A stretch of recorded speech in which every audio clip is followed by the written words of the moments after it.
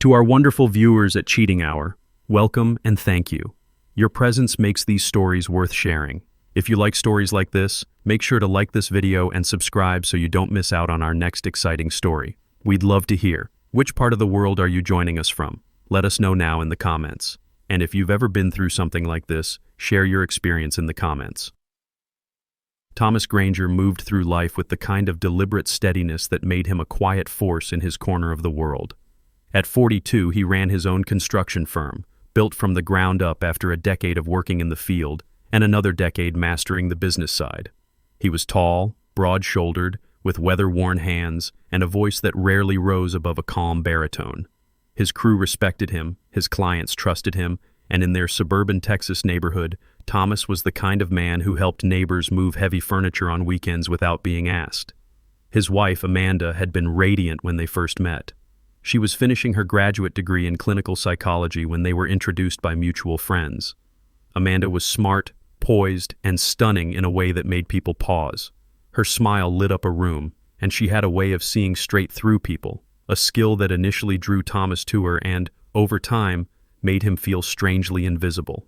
They married within 2 years. Their son, Caleb, was born 3 years later.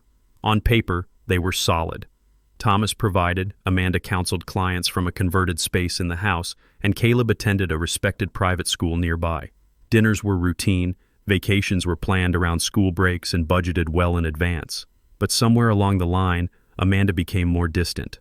Her laughter felt reserved for others. She stopped asking about his day. When she did talk to him, it was often with the tone she used for patience, measured, gentle, and unnervingly detached. Still, Thomas tried. He chalked it up to burnout.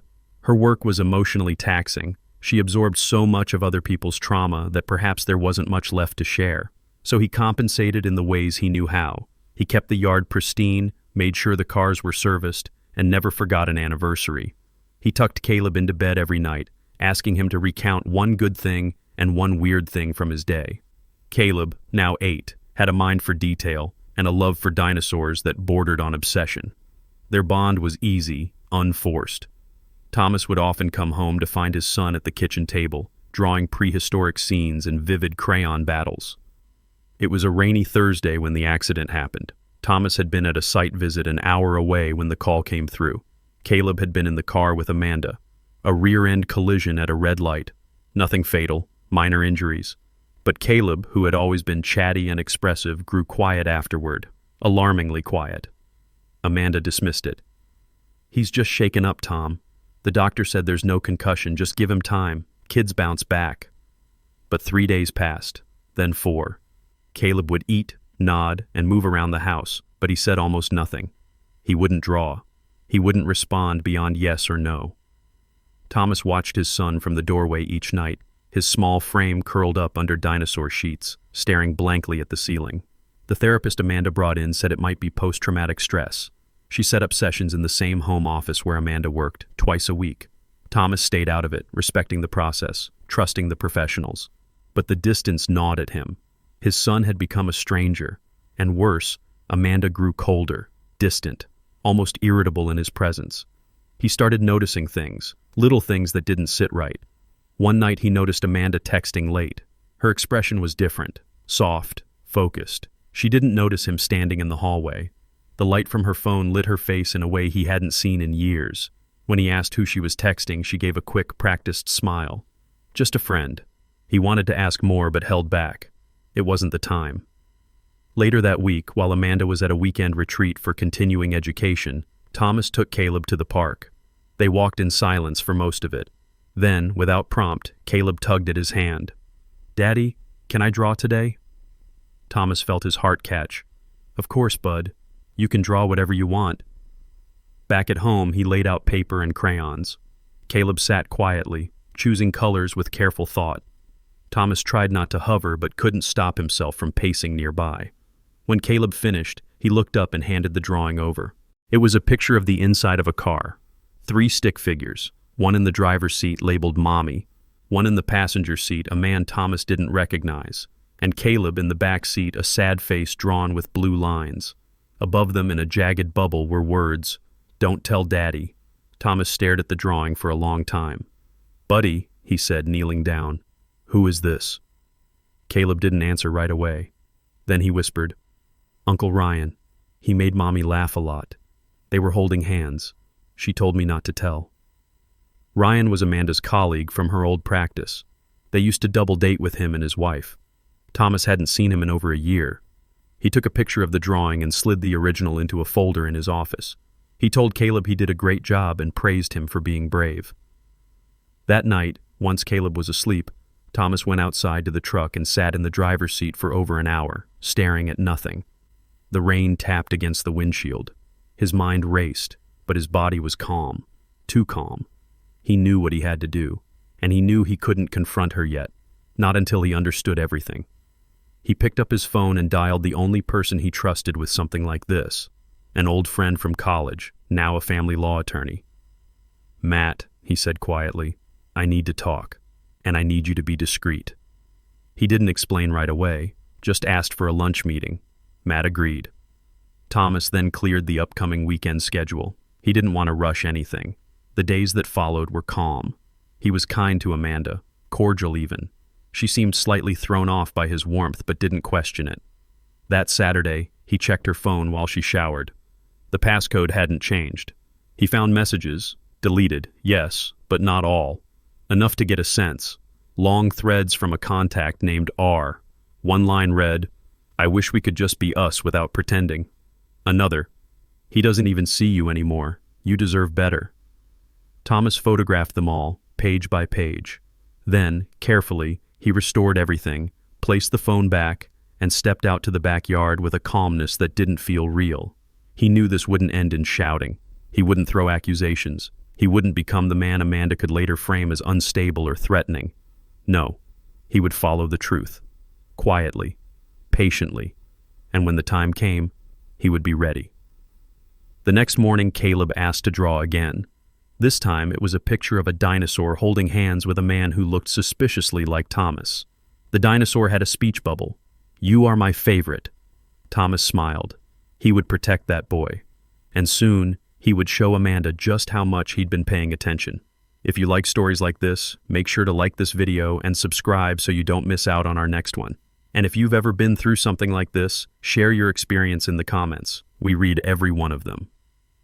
Thomas didn't mention the drawing or the messages to Amanda that morning. He made coffee like always, poured her a cup, and slid it across the kitchen island. She glanced up, surprised, and gave him a faint smile. "Thanks," she said, brushing a hand through her hair. He smiled back and took a sip of his own. Caleb was in the living room, watching a cartoon, the volume low. The image of the crayon-drawn man in Amanda's passenger seat still sat heavy in Thomas's chest. The phrase, "Don't tell Daddy," looped over and over in his mind like a curse.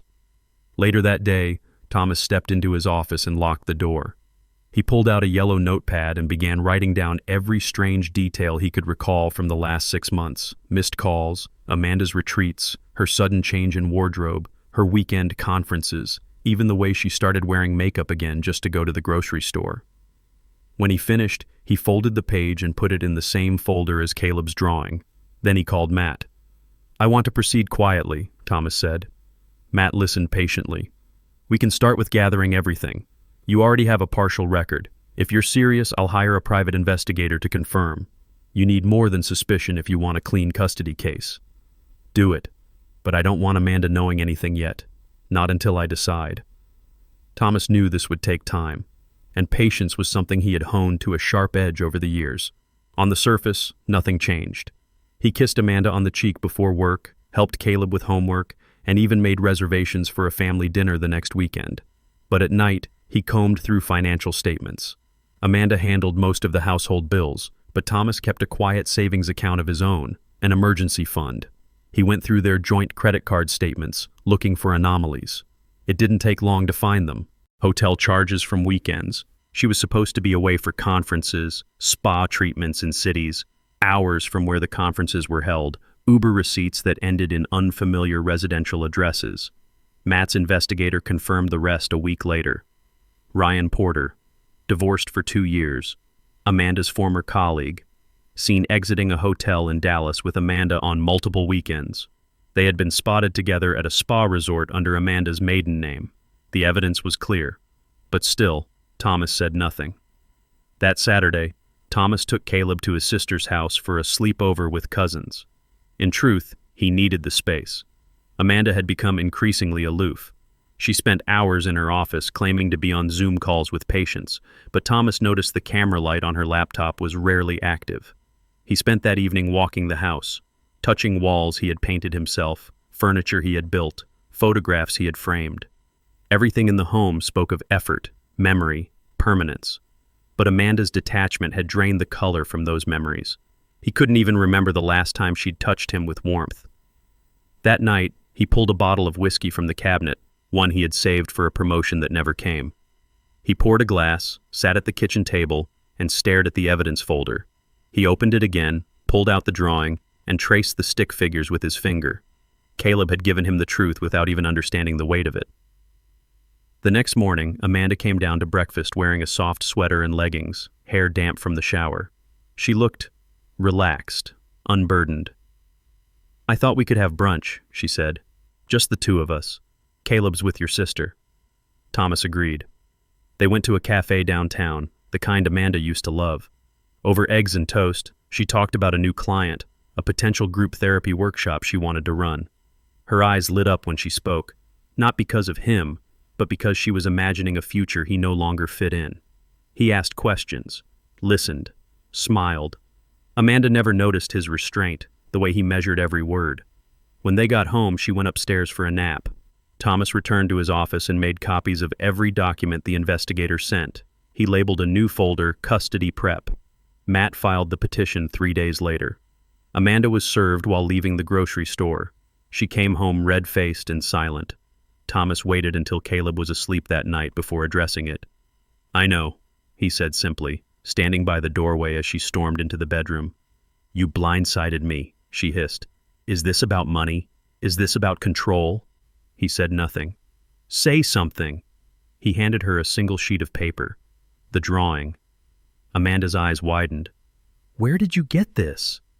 "He gave it to me, on his own. I didn't ask. He wanted to draw." Amanda's lips parted, but no words came. "He remembers, Amanda, not just the crash, everything. He knows who was in the car. He knows what you said." Her knees buckled slightly and she sat down on the bed. "I didn't mean for him to see anything." "You told him not to tell his father. That's not a slip-up. That's calculated." Her voice dropped. "It was complicated. It wasn't just a fling." "Spare me. You can keep whatever you had with him. What I want now is to protect our son. And if you think I'm letting you manipulate him into silence again, you're wrong." Amanda stared at the paper in her hands like it might catch fire. The weeks that followed were quiet, tense. Amanda lawyered up. Her team pushed for shared custody. Matt countered with Caleb's drawing and the investigator's findings. The judge requested a child psychologist's report. Thomas cooperated fully. Caleb resumed therapy with a new, court-appointed specialist. Over time, he spoke more, described the man in the car, how he felt scared, how Mommy said Daddy wouldn't understand. The therapist documented it all. Amanda didn't take it well. Her demeanor in court grew brittle. Her lawyer tried to spin the narrative, that the child was confused, misinterpreting adult behavior, but the judge wasn't swayed. Final hearing. Thomas sat in the courtroom, hands clasped, eyes forward. Amanda avoided looking at him. When the ruling came, primary custody to the father, supervised visits to the mother, Amanda paled. The hallway outside the courtroom was lined with people. Amanda approached him as reporters whispered in the background. "You made me look like a monster." Thomas shook his head. "You did that to yourself. I just held up the mirror." She turned and walked away. No dramatic outbursts. No scene. That night, Thomas tucked Caleb into bed. They read a book about space. At the end, Caleb looked up. "Daddy, will Mommy be okay?" Thomas smoothed his son's hair. "That's not your job to worry about. I'll make sure everything's all right. You just be a kid." Caleb nodded and closed his eyes. Thomas sat beside him long after he drifted off, the quiet of the house washing over him like a tide. The war was over, but the rebuilding had just begun. The following weeks were slow, marked by subtle shifts that most would overlook. But for Thomas, every moment was a recalibration. His home was quieter now, not because of absence, but because of intention. He no longer felt like he was treading water in a marriage where his presence was a technicality.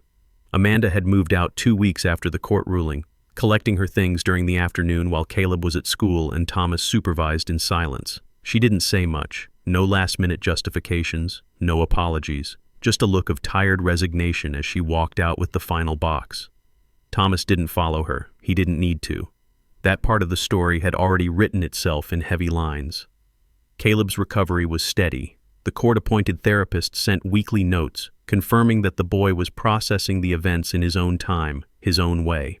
Drawing had returned as his outlet. Every day after school, Thomas would find a new sketch on the refrigerator, a volcano, a spaceship, a brontosaurus in a cowboy hat. There were no more drawings of Amanda or Ryan. Whatever Caleb had seen, whatever hurt had been cemented in his little mind, it was now settling. Still present but not dominant, Thomas focused on structure. Breakfast at 7, school drop-off at 8, work, pickup, homework, dinner, reading, lights out. It was a rhythm Caleb began to rely on. And Thomas, though emotionally worn, found peace in the order of things. He had always been a man who needed to build, to shape things with his hands. And now he was shaping a new kind of home. The neighbors noticed the change. Some offered polite sympathy, others unsolicited advice. One evening, Mrs. Callahan from next door stopped by with a casserole. She placed it on the kitchen counter and lingered, her eyes scanning the emptiness of Amanda's side of the coat rack. She was always polished, Mrs. Callahan said carefully, but cold. You deserved warmer, Thomas. He nodded, thanked her, and didn't say more. Sympathy didn't interest him. He didn't need reassurances or validations. What he needed was to stay grounded, to keep moving. Amanda's supervised visitations began on Saturdays, 2 hours at a neutral facility with a child specialist present. Caleb never kicked, screamed, or cried, but each time he returned, he was quieter than usual. Not sullen, just subdued, as if he had to emotionally re-enter a space that no longer felt safe. One evening, after his third visit, Caleb curled up on the couch with a blanket and stared at the ceiling. "You okay, bud?" Thomas asked, sitting beside him. Caleb nodded, then whispered, "She keeps saying she's sorry, over and over, but she still looks like she's lying." Thomas didn't press. He just placed a hand on his son's back and stayed beside him until the boy dozed off. That night, Thomas emailed Matt again. "What are the steps for modifying visitation rights if the child becomes emotionally distressed by the visits?" Matt responded within an hour. "We'd need a report from the child psychologist indicating that the visits are detrimental to the child's well-being. If you can get that, we can petition." Thomas didn't act immediately. He waited, observed, collected notes from Caleb's behavior after each visit. He met with the therapist privately, discussed the nuances. The therapist agreed to begin tracking emotional regressions and signs of stress. Meanwhile, Amanda began a campaign of image repair. She posted more often on social media, photos of her with Caleb at the visitation center, long captions about healing, growth, and co-parenting with grace. Thomas ignored it. The court had already ruled. Public sympathy wasn't a legal defense. But then something new surfaced. One evening, as Thomas checked his mail, he noticed a thick envelope with no return address. Inside was a series of printouts, screenshots of messages, dated from nearly a year before the accident. Conversations between Amanda and Ryan, explicit, planning rendezvous, laughing about how easy he is to fool and how perfect Caleb plays along when promised a toy. There were even photos. A selfie of Amanda in Thomas's favorite sweatshirt in Ryan's bedroom. Thomas read it all in silence. Then he placed the papers back in the envelope and locked them in his filing cabinet. He didn't know who sent them. Maybe Ryan's ex-wife. Maybe someone with a guilty conscience. It didn't matter. The content validated what Thomas had already suspected, that Amanda's betrayal ran deeper than the affair. It had been premeditated, repeated, and cruel. He met with Matt the next day. "We have more than enough to justify restricted visitation," Matt said, "and possibly a motion to remove visitation entirely, but it'll be a longer process. Judges are cautious about cutting off parental access." "I don't want her gone," Thomas said. "I want her honest and accountable. Caleb deserves that much." So they proceeded carefully. The new documents were submitted under seal. The child psychologist provided a letter detailing Caleb's post-visit emotional flattening and rising anxiety levels. Amanda's lawyer pushed back, arguing that the father was poisoning the child's perception. In court, Thomas remained composed. He never raised his voice. When asked if he discussed Amanda's affair with Caleb, he answered, "No. My son told me what he saw. I only ever told him he could talk to me about anything, and that I would protect him." The judge reviewed everything. Another month passed. Then came the court's response. Visitation rights would be adjusted to monthly sessions, under therapeutic supervision only. Further reviews would depend on Caleb's progress and comfort level. Amanda was furious. She called Thomas late one night, her voice shaking. "You turned him against me." "No, Amanda, you did that the day you made him lie for you. He needs his mother. Then you should have acted like one." He ended the call. The next day, he blocked her number. All communication would go through the court-monitored co-parenting app. Months passed. Caleb grew lighter, livelier. His drawings returned to full pages of color, no longer boxed into the corners like he was afraid to take up space. Thomas framed one, a rocket ship flying toward a planet with the words "Home Base" written in Caleb's careful handwriting. The night he hung it up, Thomas stood back and stared at it for a long time. It wasn't just a drawing. It was a declaration. He hadn't just survived the betrayal. He had rebuilt something better from it.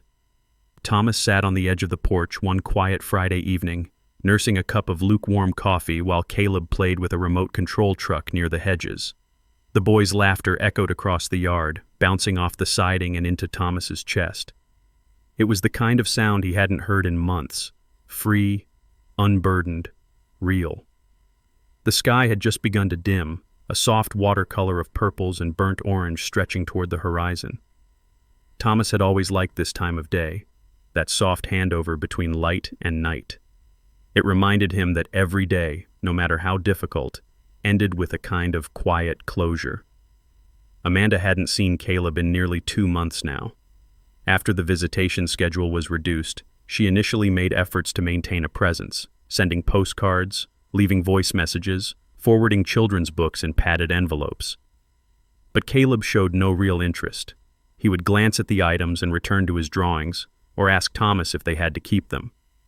Eventually, even Amanda's efforts slowed. Thomas didn't speak badly about her. He never encouraged Caleb to reject her gifts, nor did he stop them from arriving. But neither did he force enthusiasm. He followed Caleb's lead, and Caleb had chosen distance. One afternoon, Thomas received a formal request through the parenting app. Amanda had been admitted to a clinical retreat facility in Arizona for what she described as burnout and personal realignment. She requested that Caleb be brought for a supervised visit during her scheduled family therapy week. The tone was polite, even contrite. Thomas showed the message to Caleb. "Mom wants to see you," he said carefully. Caleb paused from arranging his dinosaur figurines. "Where?" "Somewhere far. In a place where people go when they need help feeling better." The boy thought for a long moment, chewing his lower lip. "Does she still lie?" "I don't know, buddy. Maybe she's trying not to." Caleb didn't answer. He returned to his game.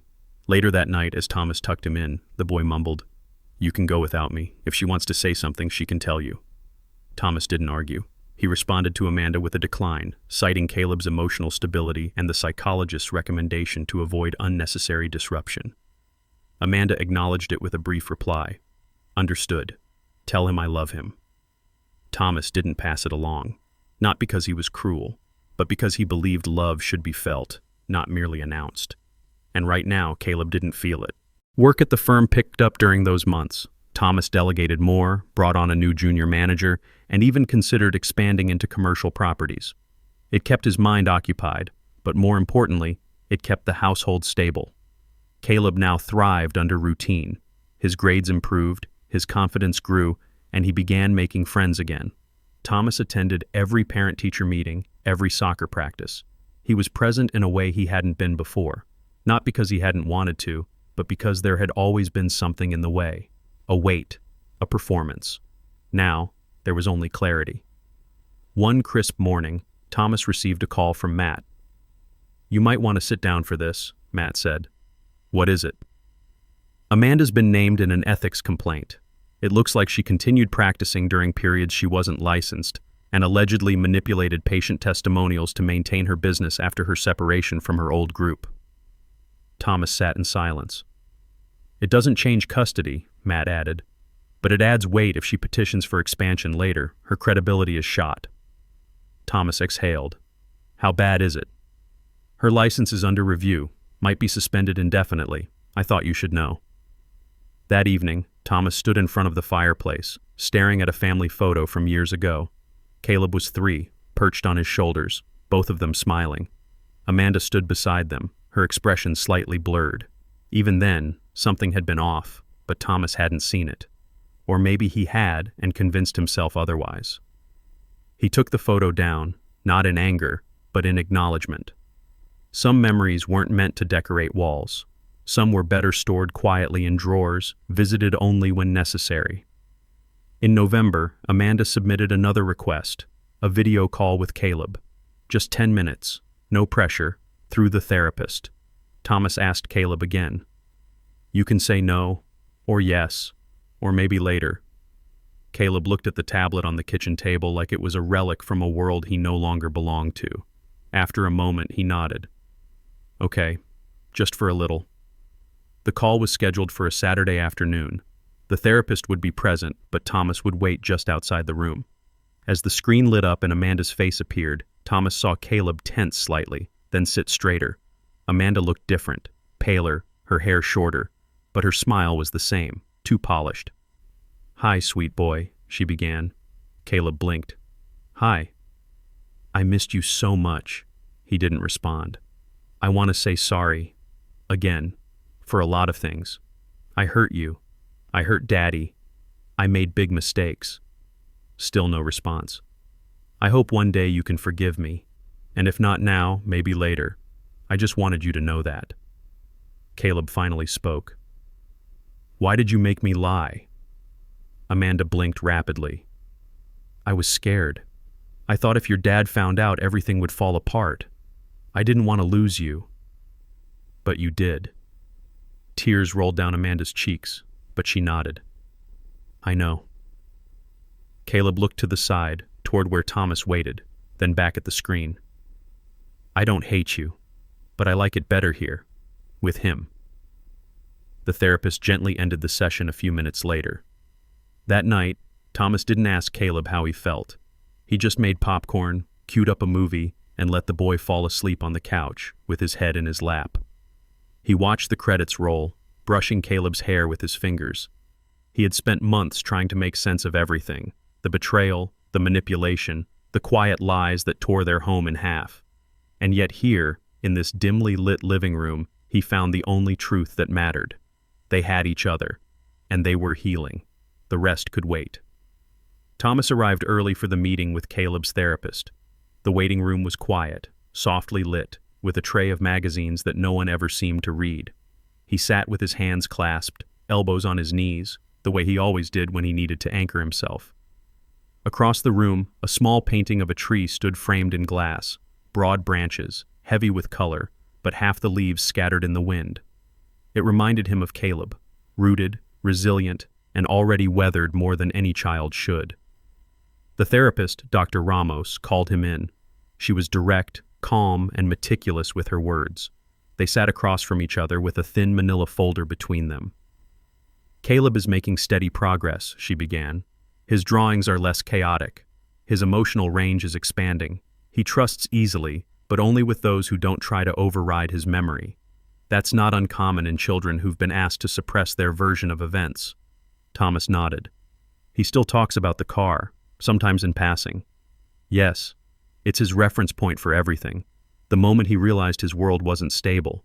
That drawing, the one you first brought me, wasn't just a clue. It was his first act of resistance. So what now? Dr. Ramos folded her hands. Now we prepare him for the next phase.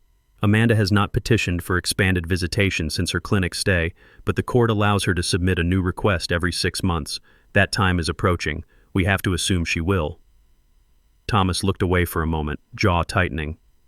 He doesn't want more time with her. That's clear.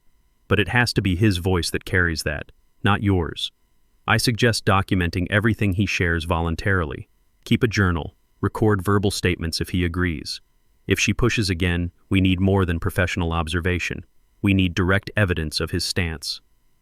Thomas thanked her and left. That evening, after Caleb was asleep, he pulled out a new leather-bound notebook and wrote the date at the top. Then he began documenting. Over the next few weeks, he listened more than he spoke. He recorded comments like, "Mom says things, but her eyes look different," and "I don't know if I miss her or if I miss when she didn't make me feel weird." He didn't ask follow-ups, didn't press. He just noted it all. Then one night, Caleb approached him after dinner with a sheet of paper. "I made a new picture. Can you keep it?" Thomas unfolded it.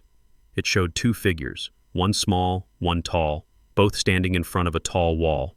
Behind the wall was a shadowed shape with eyes. At the top, Caleb had written, "We are safe here." Thomas swallowed hard and folded the paper gently. "I'll keep it forever." The days began to carry more ease. Thomas and Caleb fell into routines so natural it felt like they'd always lived this way.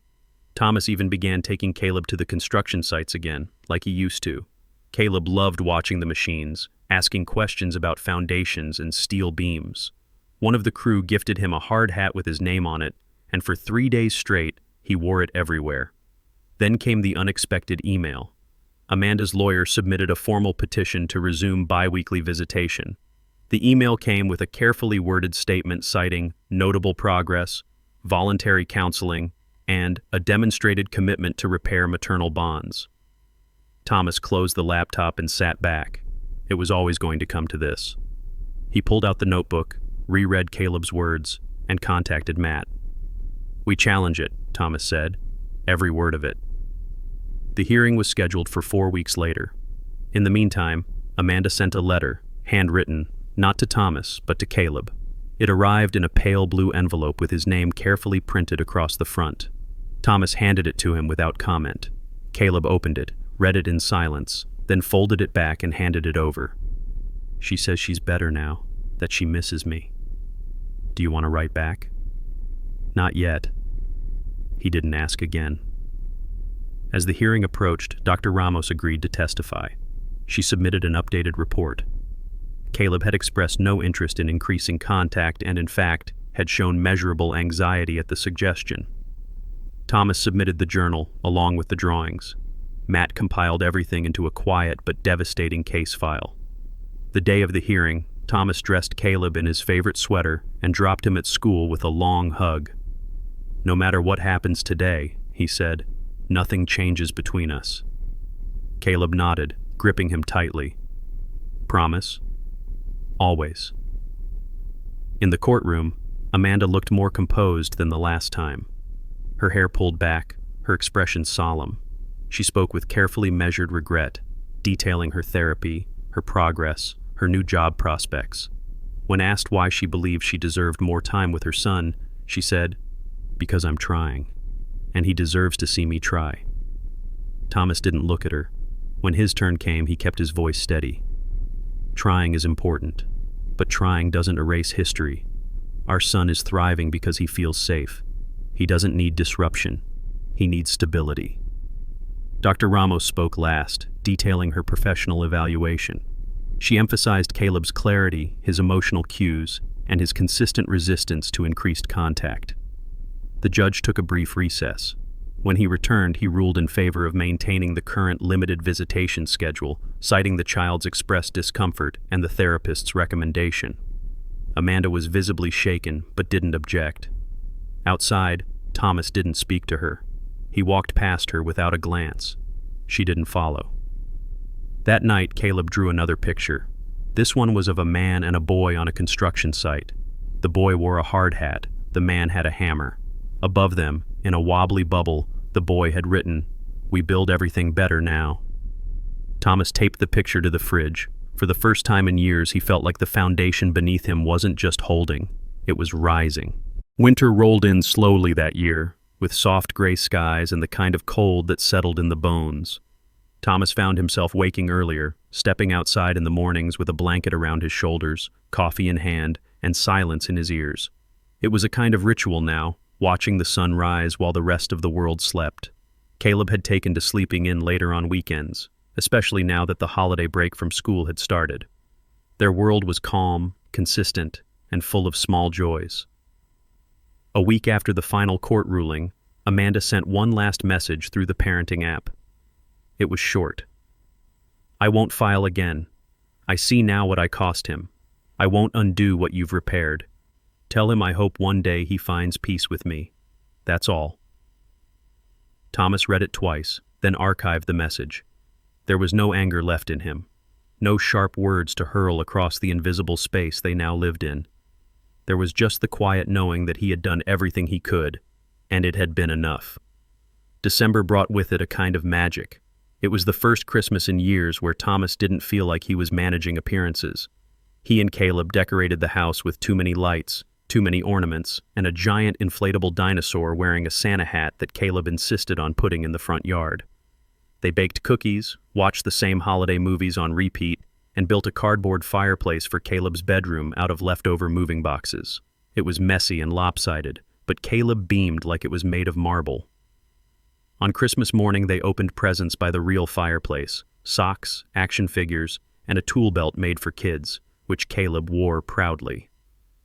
That evening, as the last embers in the hearth glowed dimly, Thomas sat on the couch with a journal in his lap, the leather-bound one where he had written everything.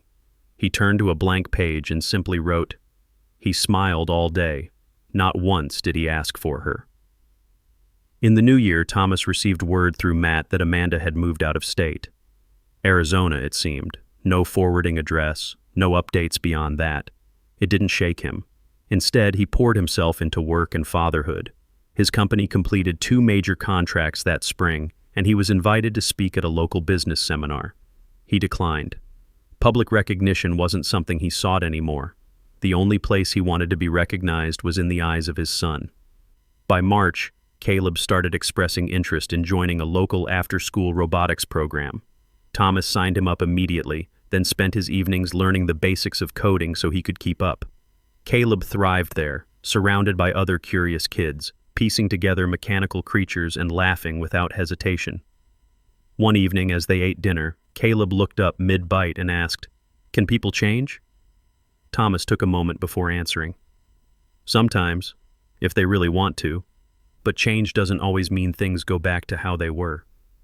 Caleb nodded slowly. "I think she changed, but I don't want her back. I just want her to be okay." Thomas reached across the table and squeezed his shoulder. "That's more than fair, bud." Spring melted into summer. They went on a short road trip along the coast, just the two of them, slept in roadside motels, took pictures with cheesy tourist signs, and ate too many gas station snacks. Caleb insisted they create a scrapbook when they got home, and they did, filling it with printed photos, ticket stubs, and hand-drawn doodles. On the last page, Caleb wrote, "Best trip ever, just me and Dad." That night, after Caleb was asleep, Thomas pulled out the old folder where he kept the first drawing, the one that had started everything. He laid it beside the scrapbook and stared at them both. It felt like holding 2 versions of the same life, one built on confusion and betrayal, the other on clarity and choice. By August, Caleb turned 9. They threw a party in the backyard with his closest friends. Thomas built a temporary obstacle course with ropes and tires, and the kids spent hours racing through it. At one point, a neighbor approached Thomas holding a slice of cake. "He's grown into himself," she said, nodding toward Caleb. "That kind of confidence doesn't happen by accident." Thomas smiled. "Takes a village. But mostly, it just takes being seen." That night, after the house had gone quiet, Caleb walked into Thomas's room and climbed into bed beside him. "I don't have bad dreams anymore," he whispered. Thomas turned to him. "Yeah?" "Yeah. I think I used to be scared she'd come back. Not because I didn't love her, just because I didn't know what would happen." Thomas pulled the blanket up over them both. "You're safe now. You always will be." Caleb nodded and closed his eyes. As Thomas listened to his son's breathing slow, he realized something. The worst parts of their story weren't what defined them. It wasn't the betrayal, the courtroom, or even the quiet heartbreak of watching someone he once loved turn into a stranger. It was the choice to stay, to listen, to build, to not walk away when it got hard. In the morning, they would make pancakes, and maybe work on the next page of the scrapbook. Life wasn't perfect, but it was theirs, and after everything, that was more than enough. Thomas stood in the school auditorium, his hands resting lightly on the back of an empty chair as he watched Caleb and his classmates rehearse for the upcoming fall play. It was a small production, nothing grand, just a local elementary school's take on a folk tale about a boy who finds his voice in a village of silence. Caleb had been cast as the lead, something Thomas hadn't expected. When the teacher called to tell him, she said Caleb had raised his hand during auditions and read his lines with such quiet conviction that they knew immediately. It had been a long time since Thomas had seen his son on any kind of stage. The last time was a kindergarten performance where Caleb barely looked up from his feet. But now, he stood confidently in the center, hands at his sides, projecting each line like it mattered. We listen not just with our ears, but with our hearts. We speak not to be heard, but to be understood. Thomas felt the words press against something in his chest. It was more than a line in a play. It was a declaration, a reflection of everything they had been through. After the rehearsal, Caleb came running up, breathless and grinning. "Did I do okay?" "You did more than okay," Thomas said, ruffling his hair. "You filled the whole room." Caleb beamed and jumped into the truck, still buzzing with excitement. That evening, as they sat together on the back porch with mugs of hot cider, Caleb turned to him suddenly. "Do you think Mom saw any of the pictures I drew after the accident?" Thomas hesitated. "I think she saw the first one, the one you gave me." Caleb stared into the dark yard. "She probably didn't like it." "She may not have, but that doesn't mean it wasn't important. You told the truth. That takes courage." "Sometimes I think about her. Not a lot. Just sometimes." Thomas nodded. "That's okay. People don't disappear from our hearts just because they disappear from our lives." Caleb leaned into his side and said nothing else. They stayed there for a long time, listening to the wind brush against the fence. Weeks passed. The school play came and went. Thomas filmed every scene, editing the video together afterward and sending it to his family. His sister called after watching. "You know he's not just doing better. He's thriving. That kid's got something in him." Thomas smiled. "He's got more strength than I ever had at his age. Maybe more than I have now." "No," she said. "He got that from somewhere. You gave him space to feel. That's not something every parent does." Thomas didn't respond to that. He never quite knew how to take praise, but it stayed with him. That Sunday, they spent the day at a local lake. It wasn't far, just an hour's drive, and they took their time getting there. Caleb packed sandwiches. Thomas handled the cooler. They skipped rocks, rented a small paddle boat, and talked about nothing in particular. It was simple, peaceful. On the drive home, Caleb dozed off in the passenger seat. Thomas kept glancing at him, one hand on the wheel, the other resting on the gear shift. His son's face was so much more open now. The lines of worry that had once lived near his eyes were gone. That night, Thomas pulled down the old photo album. Not the scrapbook they'd made together, but the one from years back. The one with wedding pictures, early holidays, and hospital bracelets from the day Caleb was born. He sat with it on the living room floor. He didn't feel anger anymore when he looked at Amanda's face. Just distance. Like remembering a dream you knew was real but had long since stopped making sense. He saw the picture of the three of them in the hospital, newborn Caleb between them, red-faced and wrapped in blankets. He smiled. Some part of that woman had loved their son, maybe still did. But that part had drowned under layers of self-interest and cowardice. The part that told a child to keep secrets. The part that watched her son unravel and said nothing. He closed the album and slid it back into the drawer. The next morning he was standing at the kitchen counter when Caleb came in, rubbing sleep from his eyes. "Hey, Dad," he mumbled. "Can we add another page to our scrapbook soon?" "Sure," Thomas said. "What do you want to put on it?" Caleb thought. "That lake trip, and maybe the play, and maybe a drawing of our house." "You want to draw the house?" "Yeah, but not just the outside. I want to draw what it feels like inside." Thomas smiled. "That might be your best page yet." That evening, Caleb sat at the table with his colored pencils and worked on the new page. Thomas watched from the kitchen as the boy leaned over the paper, tongue pressed to his lip in concentration. When he finished, he handed it to Thomas. It was a drawing of their living room, but with strange swirls of light coming from the windows and the fireplace. In the center, two figures, clearly meant to be them, sat on the couch. Around them were words in different sizes. Safe, laugh, talk, build, quiet, and in the biggest letters, home. "I didn't know how to draw a feeling," Caleb said. So I just used words. Thomas looked at the drawing for a long time before placing it in the scrapbook. You got it just right. At night, after Caleb was asleep, Thomas took a walk around the house. Every wall, every floorboard held echoes, some painful, some beautiful, but none of them heavy anymore, none of them unbearable. He had built this place with his hands, but he had rebuilt it with patience, with gentleness, with listening. He didn't know what would come next, whether Amanda would stay gone or try again years later, whether Caleb would have more questions as he grew older. But he did know one thing. He had given his son a place where truth was safe, and love was quiet but constant. And for the first time in his adult life, Thomas wasn't looking over his shoulder. He was finally facing forward. Thomas stood in the garage, the door halfway open to let in the soft afternoon light. The air smelled faintly of sawdust and motor oil, scents that had become oddly comforting over the years. Caleb sat at the workbench, focused intently on sanding down a piece of pine wood. They were building a small bookshelf together, a project Caleb had suggested one evening after deciding his growing collection of paperbacks and dinosaur figurines deserved a proper display. The hum of the sander stopped. Caleb looked up. Do you think we can paint it when we're done? Absolutely, Thomas said. Pick your color, maybe two. Caleb grinned and returned to his task, the determination in his brow making him look older than 9. The years had passed with surprising steadiness since the last hearing. Amanda hadn't contacted them again. No petitions, no letters, not even a birthday card.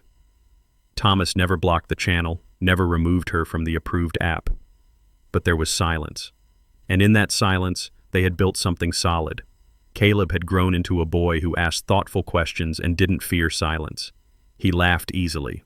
He apologized when he messed up. He hugged with intention. And when he spoke about his past, he did so with clarity, not bitterness. Thomas sometimes wondered how much of his son's resilience came from within and how much had been shaped by their long road together. But it didn't matter. What mattered was that Caleb had come through it without losing himself. After the bookshelf was assembled and painted a bold green and silver, Caleb's latest favorite colors, they carried it into the house together and placed it by the window in his room. Thomas helped arrange the books, letting Caleb take the lead. When they finished, Caleb stood back and surveyed the result. It looks like it belongs here, he said. Because you made it, Thomas replied. Things we build ourselves always fit better. Summer bled into fall again. Caleb started 5th grade with new teachers, new shoes, and a growing fascination with astronomy. Thomas signed him up for a weekend observatory program. On clear nights, they would lie on the lawn and watch the stars. Caleb named them after characters he invented, blending science and story with ease. One night, as they stared into the sky, Caleb asked, "Do you think people disappear forever, or just from your life?" Thomas paused. People leave sometimes, and sometimes they don't come back. But the pieces of them that mattered, the things they taught us, the memories that shaped us, those stick around, even if we wish they didn't. Caleb nodded. I think I remember the good parts of Mom, but only in flashes. Mostly I remember feeling small. Thomas turned toward him. You were never small, Caleb. You were strong enough to tell the truth when no one else would. That's not small. That's brave. Caleb didn't say anything for a while. Then he whispered, I think I'm done wondering about her. That's okay. You don't owe your thoughts to anyone, not even the people who gave you pieces of yourself.